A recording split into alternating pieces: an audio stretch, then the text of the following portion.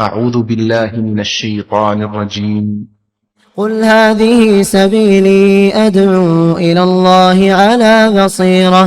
على بصيرة أنا ومن اتبعني وسبحان الله وما أنا من المشركين. شهر رمضان الذي أنزل فيه القرآن هدى للناس وبينات من الهدى والفرقان فمن شهد منكم الشهر فليصمه ومن كان مريضا أو على سفر فعدة من أيام أخر يريد الله بكم اليسر ولا يريد بكم العسر ولتكملوا العدة ولتكبروا الله على ما هداكم ولعلكم تشكرون. السلام علیکم ورحمۃ اللہ وبرکاتہ. الحمد للہ رب العالمین والصلاة والسلام علی رسولہ الامین وعلی آلہ وصحبہ اجمعین. اما بعد. قال اللہ عز وجل ادعوا ربكم تضرعا وخفية. وقال النبي صلى الله عليه وسلم من لم يسأل الله يغضب عليه. معزز حاضرین مجلس، پردہ نشین میرے اسلامی ماؤں اور بہنوں، آج کی تراویح میں سورہ یاسین، سورہ صافات کی تلاوت کی گئی. سورہ یاسین یہ وہ سورت ہے جس کے متعلق ہمارے اپنے مسلمان بھائیوں میں بہت سارے ایسے خیالات پائے جاتے ہیں کہ بعض احباب اپنے گھروں میں سورہ یاسین کے تغرے لٹکا دیتے ہیں، دکانوں میں اس عقیدے اور اس تصور کے ساتھ سورہ یاسین کے تغرے لگائے جاتے ہیں کہ یہ سورت جہاں ہوگی وہاں برکت نازل ہوگی. جس دکان میں اس سورت کے تغرے لگائے جائیں اس دکان میں برکت نازل ہوگی، اس تجارت میں زیادہ نفع حاصل ہوگا.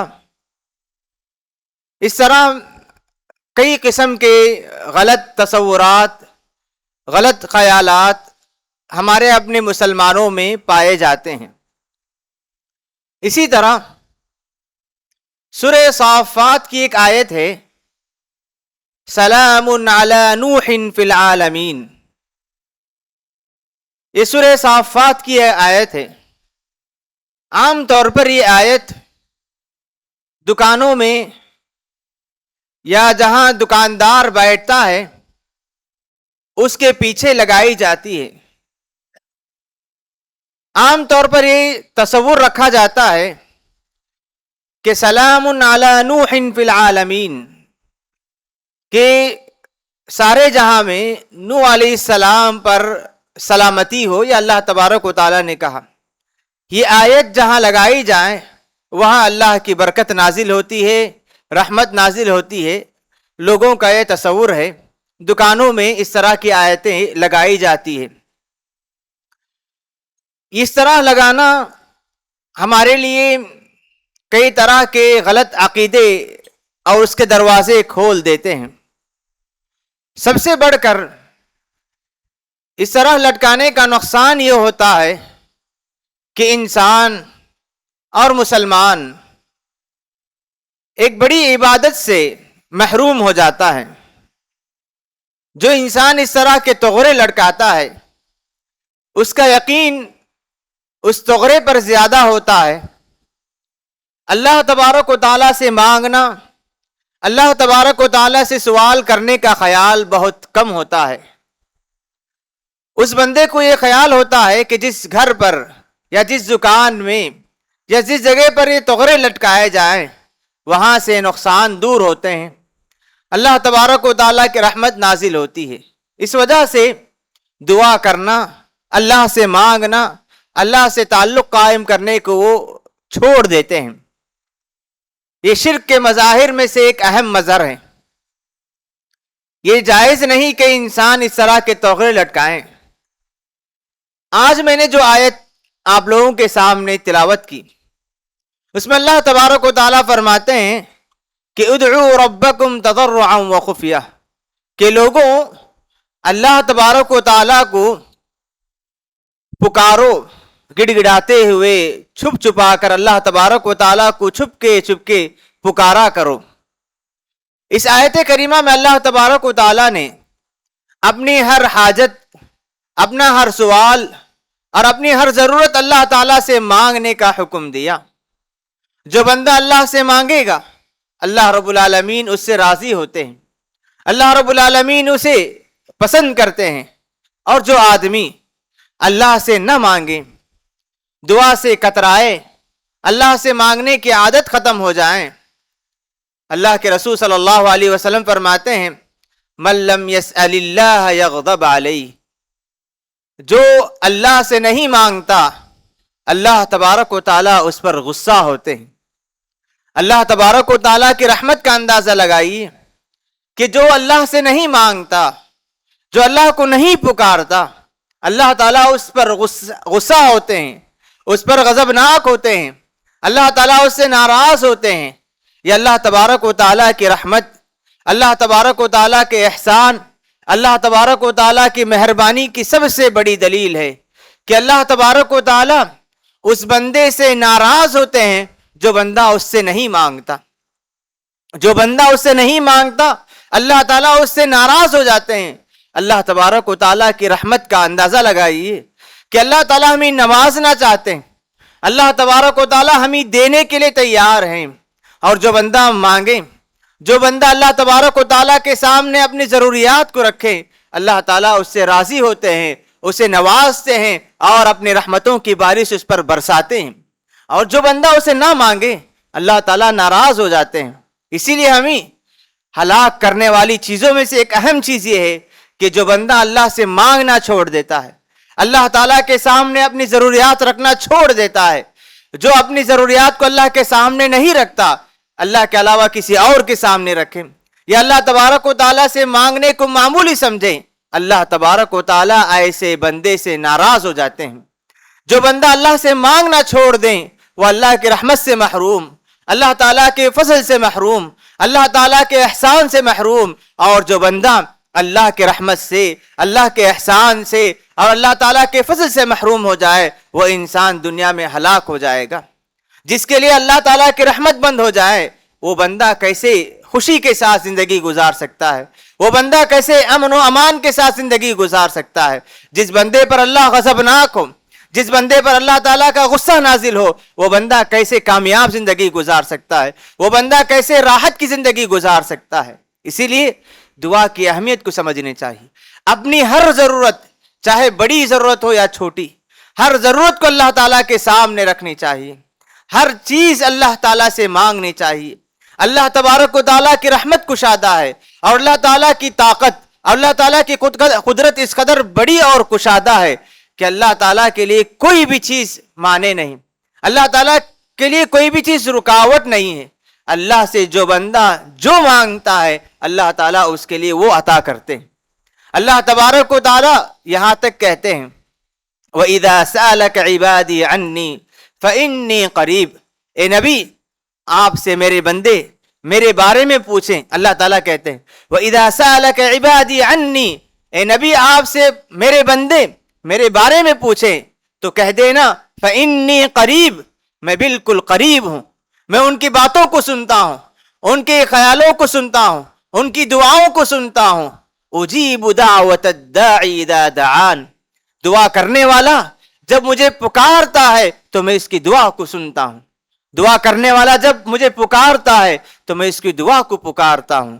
یہ اللہ تبارک و تعالیٰ کا اعلان ہے, یہ اللہ تبارک و تعالیٰ کی تعریف ہے کہ جو بندہ اسے پکارتا ہے اس کی دعا قبول کرتا ہے. اور جو بندہ اللہ کو نہ پکارے, اللہ تبارک و تعالیٰ کو نہ یاد کریں اور اللہ کے علاوہ کسی اور سے مانگنے لگے اور کسی اور سے تعلق قائم کریں, ایسے بندے پر اللہ تبارک و تعالیٰ ناراض ہوتے ہیں. ایسے بندوں پر اللہ تبارک و تعالیٰ کی رحمت کے دروازے, رحمت کی بارش بند ہو جاتی ہے. دعا کی اہمیت کو سمجھیں. اللہ کے رسول صلی اللہ علیہ وسلم نے فرمایا الدعاء هو العبادہ, دعا ہی عبادت ہے. اللہ تعالیٰ نے ہمیں اس کی عبادت کے لیے پیدا کیا. عبادت کے مظاہر میں سے اہم مظہر دعا ہے. اللہ تعالیٰ کو راضی کرنے کا سب سے بہترین ذریعہ دعا ہے. اللہ تبارک و تعالیٰ سے اس کی رحمتوں کو مانگنے, اس کی رحمتوں کو حاصل کرنے کا بہترین ذریعہ دعا ہے. جو بندہ دعا کریں اس کے لیے اللہ تبارک و تعالیٰ کی رحمتیں آنے لگتی ہیں. وہ بندہ دنیا میں بھی راحت کی زندگی گزارے گا, وہ بندہ آخرت میں بھی راحت کی زندگی حاصل کرے گا. دعا کو معمولی نہ سمجھیں, دعا کو معمولی نہ سمجھیں. آج لوگ کہتے ہیں کہ ہم دعا کرتے ہیں لیکن دعا کا کوئی اثر نظر نہیں آتا. ہم دعا کرتے ہیں, اللہ کو پکارتے ہیں لیکن دعا کا کوئی اثر نظر نہیں آتا. لیکن ہمیں جب اللہ سے پکاریں تو یقین کے ساتھ پکارنا چاہیے کہ اللہ کے رسول نے فرمایا جب بندہ پکارتا ہے تو جو اس کی مانگ ہوتی ہے, جو اس کی دعا ہوتی ہے, جو اس کی خواہش اور تمنا ہوتی ہے, اللہ تعالیٰ اسے اسی وقت دے دیتے ہیں. کبھی اللہ تعالیٰ اس دعا کو بات کے لیے اٹھا کر رکھ دیتے ہیں کیونکہ اللہ تعالیٰ جانتے ہیں کہ بندہ جو مانگ رہا ہے یہ اس وقت اس کے لیے بہتر نہیں ہے, تو اللہ تعالیٰ اس چیز کو کسی اور وقت کے لیے, مستقبل اور فیوچر کے لیے اٹھا کر رکھ دیتے ہیں. یا بعض علماء کرام نے کہا کہ جب کبھی بندہ دعا کرتا ہے اللہ تعالیٰ اس کے بجائے اس سے کوئی مصیبت یا کوئی آفت دور کر دیتے ہیں یا کوئی بیماری یا پریشانی دور کر دیتے ہیں. دعا فائدہ ہی فائدہ رکھتی ہے. دعا اس کا اثر ہمیشہ بندہ پاتا ہے, فوراً نہیں تو اپنی زندگی میں اس کا اثر ضرور پائے گا. لیکن ہمیں دعا کرتے ہوئے چند آداب کا خیال کرنا چاہیے. ہمیں شکایت ہے کہ ہماری دعا اثر نہیں لاتی کیونکہ ہم دعا کرتے ہیں لیکن دعا کے آداب, دعا کے احکام کا لحاظ نہیں رکھتے. اللہ کے رسول صلی اللہ علیہ وسلم نے جیسے دعا کرنے کا طریقہ ہمیں بتلایا اس طریقے پر ہم دعا نہیں کرتے. ہم اللہ تعالیٰ کو پکارتے ہیں تو پکارتے ہوئے ہمارا خیال کہیں اور, غفلت کے ساتھ, کوتاہی کے ساتھ, لاپرواہی کے ساتھ پکارتے ہیں. ایسی دعا اثر نہیں لاتی. دعا کب اثر لائے گی, دعا کب رنگ لائے گی, دعا کب قبول ہوگی, اس کے چند آداب بتائے گئے ہیں.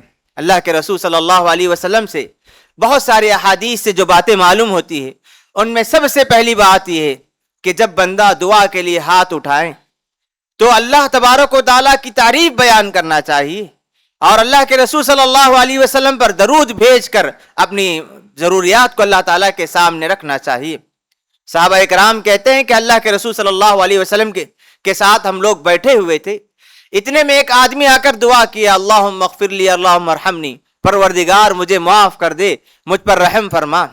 اللہ کے رسول صلی اللہ علیہ وسلم نے اس آدمی کو دیکھ کر کہا عجلت یا, تو نے جلدی کیا. اللہ سے مانگنا ہے تو پہلے اللہ تبارک و تعالیٰ کی تعریف بیان کرو. اللہ رب العالمین جن تعریف اور حمد و ثنا کے مستحق ہیں اس کی تعریف بیان کرو, پھر مجھ پر درود بھیجا کرو. یہ دونوں چیزوں کے بعد تم اپنی ضروریات, اپنی دعا, اپنی خواہشات جو بھی اللہ سے چاہیے وہ اللہ کے سامنے رکھو. اللہ تعالیٰ تمہاری دعا ضرور قبول کرے گا.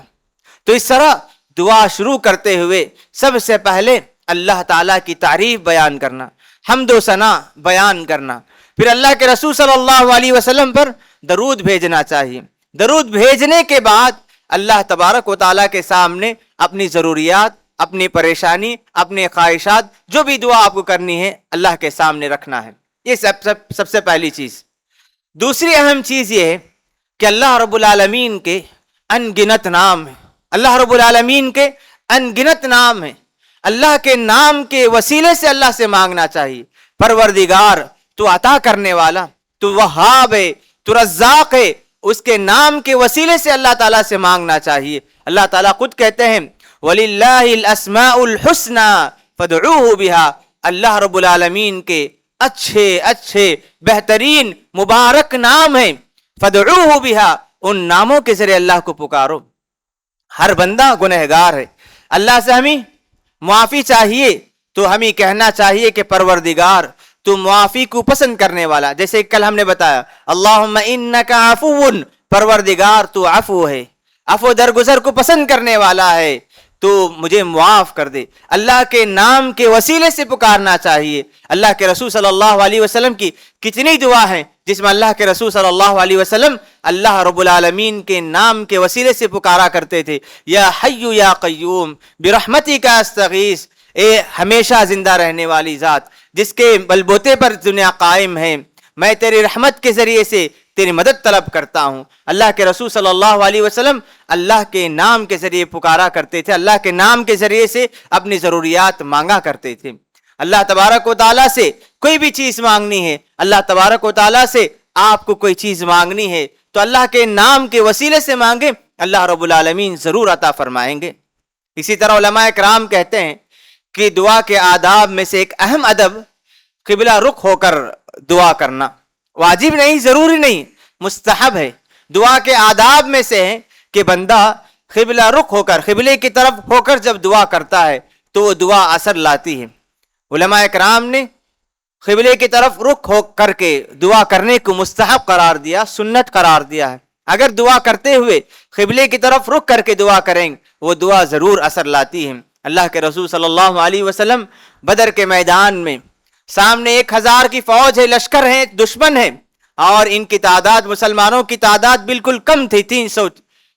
اللہ کے رسول صلی اللہ علیہ وسلم جنگ کے میدان میں قبلہ رخ ہو کر اللہ سے مانگتے ہیں کہ پروردگار یہ مٹھی بھر جماعت اگر آج ہلاک ہو جائیں تو تیری عبادت کرنے والے کوئی نہ ہوں گے۔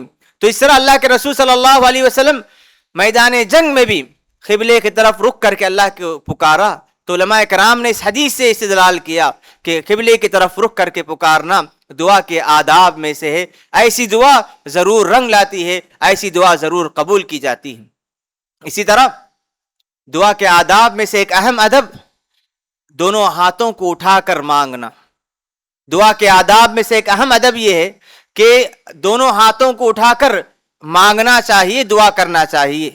آداب میں سے واجب نہیں، اس کا مطلب یہ نہیں کہ جو دعا ہاتھ اٹھائے بغیر نہ کی جائے وہ دعا ہرگز قبول نہیں ہوگی یا وہ دعا رنگ نہیں لائے گی، ایسی بات نہیں ہے۔ بندہ جب چاہے اللہ کو پکار سکتا ہے، جس حالت میں چاہے اللہ کو پکار سکتا ہے، جس جگہ میں چاہے اللہ کو پکار سکتا ہے، لیکن کچھ آداب بتائے گئے ہیں، ان آداب کے لحاظ رکھنے سے وہ دعا ضرور رنگ لاتی ہے۔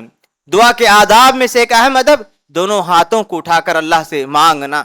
ایک حدیث میں اللہ کے رسول صلی اللہ علیہ وسلم فرماتے ہیں ان ربکم تبارک و تعالی حی کریم، کہ تمہارا رب بڑا باحیا اور کرم والا ہے۔ جب بندہ دونوں ہاتھوں کو اٹھا کر اس سے مانگتا ہے، دونوں ہاتھوں کو اٹھا کر اسے پکارتا ہے، تو اللہ تبارک و تعالیٰ کو یہ بات، اللہ کو شرم آتی ہے کہ اس بندے کے ہاتھوں کو خالی لوٹائے۔ تو اللہ تبارک و تعالیٰ اس بندے کی دعا کو رد نہیں کرتے جو بندہ دونوں ہاتھوں کو اٹھا کر مانگتا ہے، پکارتا ہے۔ تو اسی لیے دعا کے آداب میں سے ایک اہم ادب یہ بھی ہے کہ ہاتھوں کو اٹھا کر پکارنا چاہیے۔ کیسے پکارنا چاہیے؟ عام طور پر دونوں ہاتھوں کو ملا کر دعا کرنا، یہی ہم دیکھتے ہیں، لیکن بعض لوگ دونوں ہاتھوں کے درمیان بڑا فاصلہ رکھتے ہیں یا ہاتھوں کو بہت زیادہ اوپر کی طرف اٹھا دیتے ہیں۔ علماء اکرام کہتے ہیں کہ اس کے کوئی دلیل نہیں ہے۔ دونوں ہاتھوں کو ملا کر اللہ کو مانگنا چاہیے، دونوں ہاتھوں کو دور رکھ کر، یہ دونوں ہاتھوں کے درمیان فاصلہ لا کر یا بالکل اوپر کی طرف اٹھا کر جو لوگ مانگتے ہیں، اس کی کوئی دلیل نہیں ہے۔ اس طرح کی چیزوں سے ہمیں بچنا چاہیے۔ دعا کے آداب میں سے ایک اہم ادب یہ بھی ہے کہ بندہ اللہ کو پکارتے ہوئے اپنی عاجزی، انکساری، کمزوری اور ضرورت کو اللہ کے سامنے رکھیں کہ پروردگار میں ضعیف، کمزور، تیرا بندہ، تیرا محتاج ہوں۔ اپنی اس پوری ضرورت اللہ کے سامنے رکھیں، اللہ کے سامنے انکساری اور عاجزی کے اظہار کرے کہ پروردگار میں تیرا کمزور بندہ ہوں، میرے لیے تیرے علاوہ کوئی اور نہیں ہے، میری ضرورت تیرے علاوہ کوئی پر کر نہیں سکتا، میری دعاؤں کو تیرے علاوہ کوئی سن نہیں سکتا، میری ضروریات تو ہی مکمل کر سکتا ہے، میرے لیے تیرے علاوہ کوئی نہیں۔ اس طرح اللہ کے سامنے اپنی عاجزی کا اظہار کریں، انکساری کا اظہار کرے تو ایسی دعا ضرور رنگ لاتی ہے۔ اللہ نے وہی کہا ادعوا ربکم تضرعا، اللہ تعالیٰ کو گڑ گڑاتے ہوئے پکارو، وخفیہ، اور چھپ کے پکارو۔ اور انبیاء کرام کی دعاؤں کا یہی طریقہ تھا کہ وہ اللہ کو ڈرے ڈرے چھپ کے انکساری عاجزی کے ساتھ پکارا کرتے تھے، اور انبیاء کرام کی دعائیں رنگ لایا کرتی تھی۔ اور اسی طرح دعا کرتے ہوئے مکمل یقین ہونا چاہیے کہ میرا پروردگار میری دعا ضرور قبول کرے گا، میں جو مانگوں گا اللہ رب العالمین وہ مجھے ضرور عطا کرے گا۔ اللہ کے رسول نے فرمایا ادعوا اللہ وانتم موقنون بالاجابہ، اللہ کو پکارو تو اس حال میں کہ تم یقین رکھو کہ اللہ رب العالمین تمہاری دعاؤں کو ضرور قبول کرے گا، تمہاری دعائیں ضرور رنگ لائے گی۔ دعا کرتے ہوئے اللہ سے کہنا کہ پروردگار تو چاہے تو مجھ پر رحم فرما، تو چاہے تو مجھے دے دے، ایسی بات نہیں ہونی چاہیے۔ اللہ سے مانگے تو یقین کے ساتھ، پورے پختہ ارادے کے ساتھ مانگے کہ میرا پروردگار نے مجھ سے وعدہ کیا ہے، وہ اس سے مانگے تو وہ ضرور میری دعا قبول کرے گا۔ یقین کے ساتھ مانگنا چاہیے، یقین جہاں ہو وہ دعا ضرور رنگ لاتی ہے۔ اور اسی طرح دعا کرتے ہوئے غفلت سے ہمیں بچنا چاہیے، دعا کرتے رہیں۔ اور امام صاحب کی دعا ہوتی ہے، اس کی دنیا، اس کے خیال پوری دنیا میں گھومنے لگتا ہے، اور ہاتھ اٹھائے ہوئے بس آمین کہتے جاتے ہیں، کیا دعا کی جا رہی ہے، کیا مانگا جا رہا ہے، اس کی کچھ بھی خبر نہیں۔ ایسی دعائیں جو غفلت کے ساتھ، لاپرواہی کے ساتھ، جس کا معنی معلوم نہ ہو، ایسی دعائیں رنگ نہیں لاتی۔ اللہ کو پکارتے ہوئے یقین کے ساتھ مانگنا چاہیے، یقین کے ساتھ پکارنا چاہیے، اور دنیا کے وسائل، اسباب ہو یا نہ ہو، اللہ پر بھروسہ اور یقین رکھتے ہوئے، اللہ پر مکمل اعتماد ہوتے ہوئے پکارنا چاہیے۔ انبیاء کرام کی دعائیں قرآن مجید میں کتنی دعائیں ہیں۔ انبیاء کرام اللہ تبارک و تعالیٰ کو پکارتے تو مکمل 100% انہیں یقین ہوتا کہ میرا پروردگار میری دعا قبول کرے گا۔ ان کی دعائیں ایسی تھیں۔ زکریا علیہ السلام کی دعا آپ میں سے ہر کوئی جانتے ہیں۔ زکریا علیہ السلام بڑھاپے کی عمر کو پہنچ چکے ہیں، بڑھاپے کی عمر کو پہنچ چکے ہیں، اور اللہ تبارک و تعالیٰ سے ان کی کوئی اولاد نہیں تھی، بڑھاپے کو پہنچ چکے ہیں۔ دونوں ہاتھ اٹھا کر اللہ سے کہتے ہیں انی وہن العظم، پروردگار میری ہڈیاں کمزور ہو چکی ہیں، واشتعل الرأس، بڑھاپا چھا گیا ہے، بال سفید ہو چکے ہیں، بڑھاپا چھا گیا ہے، ہڈیاں کمزور ہو چکی ہیں۔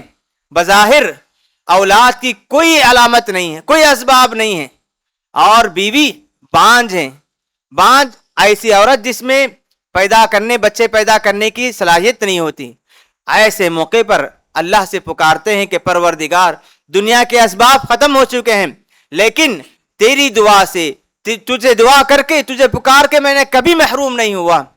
واشتعل الرأس شیبا ولم اکن بدعائک رب شقیا، پروردگار میں نے دعا کی ہو اور میں اس دعا سے، تیری رحمت سے محروم ہو گیا ہو، کبھی ایسا نہیں ہوا، مجھے اولاد عطا فرما، مجھے اولاد عطا فرما۔ اللہ سے انہوں نے پکارا، اور اسی طرح جب انہوں نے اللہ تعالیٰ کو پکارا پورے یقین کے ساتھ، دنیا کے اسباب ختم ہو چکے تھے، لیکن یقین کا انداز دیکھیے کس قدر یقین رہا ان کے دل میں۔ اللہ تعالیٰ نے فوراً فرشتوں کے ذریعے ان کو خوشخبری سنائی کہ یحییٰ، یہ زکریا، تمہاری دعا قبول ہو گئی، تمہاری دعا قبول ہو گئی، ہم تمہیں یحییٰ کی خوشخبری سناتے ہیں۔ یحییٰ علیہ السلام کی خوشخبری دی گئی۔ تو اسی لیے پکارتے ہوئے یقین اور اللہ پر بھروسہ اور اعتماد ایسا ہونا چاہیے کہ میری دعا ضرور رنگ لائے گی، میری دعا ضرور قبول کی جائے گی، میرا پروردگار مجھے کبھی محروم نہیں کرے گا، میرا پروردگار میری دعا کو کبھی رد نہیں کرے گا۔ اس یقین کے ساتھ اللہ تعالیٰ کو پکارنا چاہیے۔ انبیاء کرام کی دعا ایسے ہی ہوا کرتی تھی۔ جنگ بدر میں اللہ کے رسول صلی اللہ علیہ وسلم نے کیسے پکارا، دعا میں اس قدر لگ گئے کہ اللہ کے رسول صلی اللہ علیہ وسلم اللہ کو بار بار پکار رہے ہیں، پروردگار اس مٹھی پر جماعت کو تو غالب کر دے، یہ کافروں پر تو ہمیں فتح عطا کر دے، اگر یہ جماعت ہار جائیں، یہ مٹھی پر جماعت ہار جائے تو اس کے بعد تیری عبادت کرنے والے کوئی نہیں ہوں گے۔ اللہ کے رسول صلی اللہ علیہ وسلم کی جو کیفیت تھی گڑ گڑانے کی، انکساری اور عاجزی کی، یہی کیفیت ہمارے دلوں میں بھی اور ہمارے دعا کے حالتوں میں بھی ہونا چاہیے. اگر یہ چیز ہماری دعا میں آ جائیں ہماری ہر دعا رنگ لائے گی, ہماری ہر دعا اللہ کے دربار میں قابل قبول ہو جائے گی. اسی طرح ہمیں دعا کے آداب کے ساتھ ساتھ چند خاص اوقات بتائے گئے ہیں, ان اوقات میں بھی دعا کا اہتمام کرنا چاہیے. وہ اوقات کون سے ہیں؟ اللہ کے رسول صلی اللہ علیہ وسلم نے فرمایا کہ اذان اور اقامت کے درمیان جو دعا کی جاتی ہے وہ دعا کبھی رد نہیں ہوتی. اذان اور اقامت کے درمیان جو دعا ہوتی ہے لا ترد الدعاء بین الاذانین, دو اذان یعنی اقامت اور اذان کے درمیان جو دعا ہوتی ہے وہ دعا اللہ تعالیٰ ضرور قبول کرتے ہیں. یہ جو موقع آپ کو ملتا ہے اذان کے بعد 10 منٹ 15 منٹ, یہ دعا کی قبولیت کا بہترین وقت ہے. سنت کے بعد 2 منٹ 4 منٹ جو باقی رہتے ہیں ان میں ہمیں زیادہ سے زیادہ دعاؤں میں لگانا چاہیے. اور اسی طرح نماز کے آخری حصے میں تشہد میں آپ درود سے فارغ ہونے کے بعد جو دعا آپ کو بتائی گئی اس سے فارغ ہونے کے بعد نماز کا جو آخری حصہ ہے دبر کل صلاۃ, اللہ کے رسول فرماتے ہیں کہ وہ دعا جو نماز کے آخری حصے میں ہو یعنی سلام سے پہلے اس وقت جو دعا کی جاتی ہے وہ دعا بھی ضرور رنگ لاتی ہے. اللہ کے رسول صلی اللہ علیہ وسلم سے صحابہ اکرام نے پوچھا کہ اللہ کے رسول وہ کون سی دعا ہے جو سب سے زیادہ سنی جاتی ہے یعنی اللہ تعالیٰ زیادہ قبول کرتے ہیں؟ اللہ کے رسول نے 2 وقت دعا بتائے. ایک بتایا کہ دبر کل صلاۃ, نماز کے آخری حصے میں, نماز کا آخری حصہ یعنی سلام سے پہلے. اور اسی طرح اللہ کے رسول نے فرمایا فی جوف اللیل, جو رات کے آخری حصے میں جو دعا کی جاتی ہے, سحری کے موقع پر جو دعا کی جاتی ہے, یہ دعا اللہ تبارک و تعالیٰ ضرور قبول کرتے ہیں. رمضان میں ہم جن ایام سے گزر رہے ہیں ان ایام میں ہمارے لیے 2 بہترین اوقات ہیں جن میں قبولیت دعا کی بشارت اور خوشخبری دی گئی ہے. بہت ہی کم لوگ ہیں جو ان اوقات میں دعا کا اہتمام کرتے ہیں. سحری کا وقت, اللہ کے رسول صلی اللہ علیہ وسلم نے سحری کے وقت کو قبولیت دعا کا وقت قرار دیا. جیسا کہ ایک حدیث میں اللہ کے رسول فرماتے ہیں اللہ تعالیٰ آخری پہر میں رات کے آخری حصے میں آسمان دنیا پر آ کر اعلان کرتے ہیں ہے کوئی بندہ مجھ سے مانگے میں اس کی دعا قبول کروں, ہے کوئی مجھ سے معافی طلب کرے میں اسے معاف کر دوں, ہے کوئی مجھ سے ہدایت طلب کرے میں اسے ہدایت دے دوں. یہ اللہ کی طرف سے اعلان ہوتا ہے. اور رمضان کے مہینے میں ہم میں سے ہر کوئی سحری کے لیے اٹھتے ہیں. ایسے موقع پر کچھ وقت دعا کے لیے بھی نکال لینا چاہیے. ایسے موقع پر کچھ وقت دعا کے لیے بھی نکال لینا چاہیے کہ اللہ رب العالمین آسمان دنیا پر پہلی آسمان میں اعلان کر رہا ہے. اس یقین اور اعتماد کے ساتھ اللہ کو پکارے کہ پروردگار تیرا اعلان ہو رہا ہے, میں تجھے پکار رہا ہوں, میں تیرا عاجز بندہ ہوں, میں تجھے پکارتا ہوں, تو مجھے عطا کر دے. اللہ سے مانگیے, یہ دعا ضرور قبول ہوتی ہے. اسی طرح جو شب قدر ہے, شب قدر میں دعا کی بڑی اہمیت ہے. اس کے تعلق سے کل بات آئی تھی.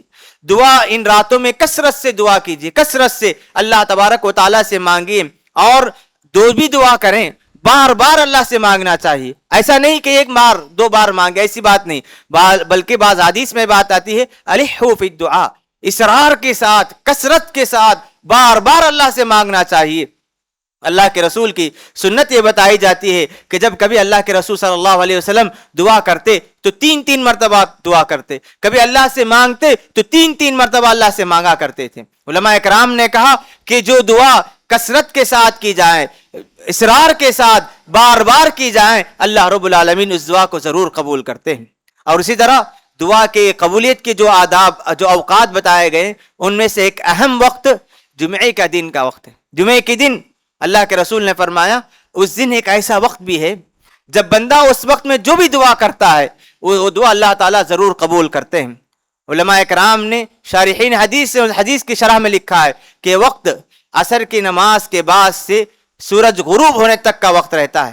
اس وقت میں جو بھی دعا کی جائے گی اللہ رب العالمین اس دعا کو قبول کرتے ہیں.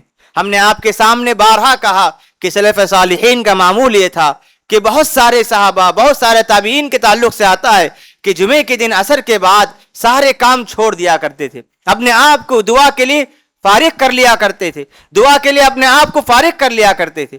جمعے کے دن عصر کے بعد سے سورج غروب ہونے تک کا وقت بہترین وقت ہے, قبولیت دعا کا وقت ہے، قبولیت کی بشارت سنائی گئی ہے، اس وقت ہمیں بھی استعمال کرنا چاہیے۔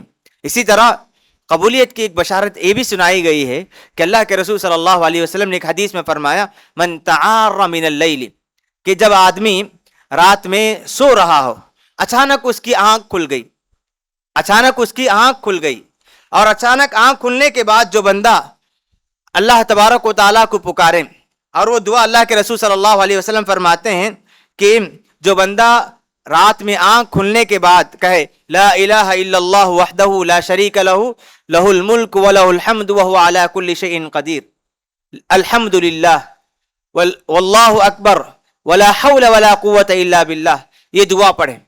کب؟